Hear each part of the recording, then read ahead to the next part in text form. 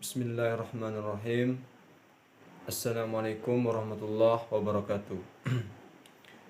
Perkenalkan, nama saya Muhammad Sabri Latif, NIM 1910206057. Saya perwakilan dari kelompok 6. Baiklah, kita langsung saja masuk materi kita pada kesempatan kali ini. Adapun judul pembahasan saya pada kesempatan kali ini ialah pengelolaan pelayanan perpustakaan. Perpustakaan menurut bahasa dari kata pustaka yang berarti buku, kemudian diberi imbuhan awalan per dan akhiran an. Dalam bahasa Inggris dengan kata library. Library yang berarti buku. Selanjutnya, peristilahan perpustakaan dapat ditinjau dari dua sisi. Sisi pertama yaitu dari sisi gedung. Sisi gedung di sini diartikan sebagai, menurut Kailani, bahwa perpustakaan adalah suatu gedung atau ruang yang di dalamnya tersusun buku-buku untuk dipergunakan menurut tujuan tertentu.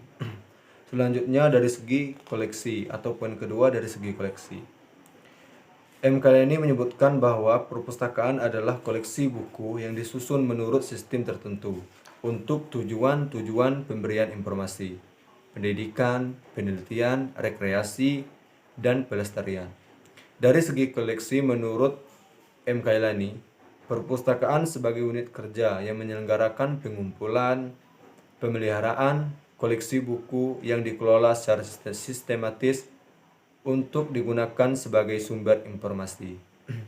Akan tetapi dengan berkembangnya paradigma baru, perpustakaan termasuk teknologi komunikasi dan informasi. Teknologi perpustakaan telah melakukan redefinisi sebagai berikut. Perpustakaan salah satu jenis sistem informasi yang spesifik, merupakan kumpulan dokumen yang terorganisir, terpelihara untuk kepentingan rujukan dan bahan ajar. Selanjutnya, definisi pelayanan. Menurut Sianipat, pelayanan adalah suatu cara melayani, membantu, menyiapkan, mengurus, menyelesaikan kebutuhan seseorang atau kelompok orang. Artinya, objek yang dilayani adalah masyarakat yang terdiri dari individu-individu, golongan dan organisasi sekelompok anggota organisasi. Selanjutnya, pelayanan secara profesional. Good Dictionary of Education mendefinisikan profesi sebagai suatu pekerjaan yang meminta persiapan spesialisasi yang relatif lama di perguruan tinggi dan dikuasai oleh suatu kode etik yang khusus. Dalam Kamus Besar Bahasa Indonesia atau KBBI, profesi diartikan sebagai bidang pekerjaan yang dilandasi pendidikan keahlian, seperti keterampilan, kejujuran, dan sebagainya. Dalam pengertian ini dapat dipertegas bahwa profesi merupakan pekerjaan yang harus dikerjakan dengan model keahlian, keterampilan, dan spesialis tertentu. Itu menurut Purwono. Selanjutnya, pustakawan pada dasarnya adalah profesi yang ada dalam masyarakat. Profesi pustakawan sama halnya dengan profesi lain, membantu kan profesionalisme dari individu-individu tersebut. Pustakawan merupakan salah satu unsur penggerak mekanisme organisasi atau lembaga yang kerja di suatu perpustakaan. Selanjutnya, ada poin B tentang karakteristik pelayanan. Di sini saya membahas 10 tentang karakteristik pelayanan. Poin pertama yaitu kepastian waktu pelayanan. Kepastian ketepatan waktu yang diharapkan berkaitan dengan waktu, proses atau penyelesaian, pemberian jaminan atau garansi, dan menanggapi keluhan. Poin kedua, akurasi pelayanan. Akurasi pelayanan berkaitan dengan rehabilitas pelayanan bebas dari kesalahan-kesalahan.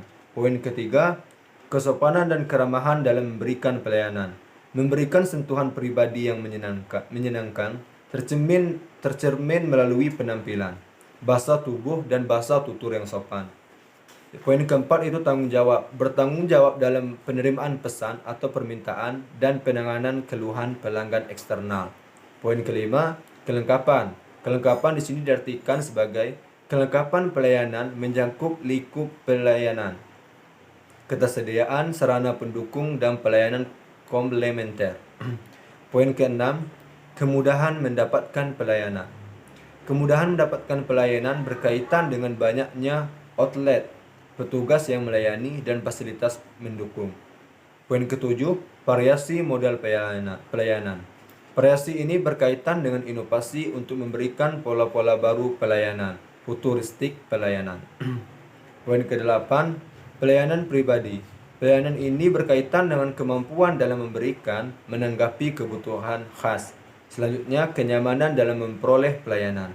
Kenyamanan pelayanan berkaitan dengan ruang tunggu atau tempat pelayanan, kemudahan, ketersediaan data atau informasi, dan petunjuk-petunjuk. Dan poin terakhir yaitu poin ke-10, atribut pendukung pelayanan.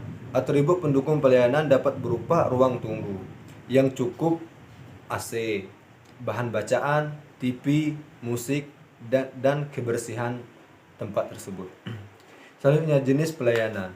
Jenis pelayanan di sini terdapat dua jenis. Yang pertama, layanan teknis. Layanan teknis ini merupakan kegiatan di perpustakaan dalam mempersiapkan koleksi agar nantinya dipergunakan untuk menyelenggarakan layanan pembaca. Poin kedua itu layanan pembaca. Layanan pembaca dimaksudkan untuk memberikan jasa layanan kepada pemakai, khususnya kepada anggota perpustakaan yang pada umumnya. Pada umumnya, layanan pembaca ini meliputi poin pertama, layanan ruang baca, layanan sirkulasi bahan pustaka, layanan rujukan atau referensi, layanan abstrak dan indeks, layanan informasi mutakhir, layanan fotokopi, layanan literatur, layanan internet, layanan audiovisual, layanan karel, layanan perpustakaan keliling, dan sebagainya. Selanjutnya, poin D itu kebijakan pelayanan perpustakaan.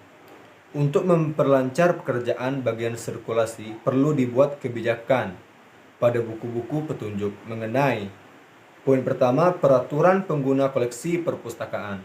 Poin kedua, macam-macam koleksi yang boleh dan tidak boleh dipinjam. Poin ketiga, keterlambatan pengambilan koleksi, besarnya iuran denda dan pergantian koleksi yang hilang atau rusak. Poin keempat, ketentuan tentang hari dan jam buka perpustakaan. Poin kelima, keterangan tentang tanda-tanda pada koleksi perpustakaan. Selanjutnya, sistem pelayanan sirkulasi atau sistem peminjaman sangat erat kaitannya dengan sistem pelayanan. Secara umum, ada dua sistem pelayanan yang sering digunakan, yaitu closed access atau sering kita dengar dengan kata pelayanan dengan sistem tertutup, dan open access atau pelayanan dengan sistem terbuka. Kedua sistem ini pada dasarnya bertujuan untuk mengamankan koleksi serta menghindarinya terjadinya kehilangan, mengetahui siapa yang meminjam, koleksi apa yang dipinjam, dan mengetahui batas waktu peminjaman. Sistem pelayanan yang sering digunakan yaitu sistem terbuka, sistem atau open access. Open access di sini membebaskan pengguna untuk masuk ke ruangan koleksi di mana koleksi dijajarkan. Mereka dapat melakukan browsing atau membuka atau melihat buku dengan mengambilnya sendiri. Ketika koleksi tersebut tidak cocok, mereka dapat memilih koleksi yang lain, yang hampir sama atau koleksi yang lain lagi. Layanan tertutup atau closed access adalah sistem layanan perpustakaan yang tidak memungkinkan pengguna masuk dan mengambil sendiri koleksi yang ada di rak. Baik, itulah hasil penyampaian materi dari saya. Jika terdapat kesalahan, saya mohon maaf. Wabillahi taufiq wal hidayah. Wassalamualaikum warahmatullahi wabarakatuh.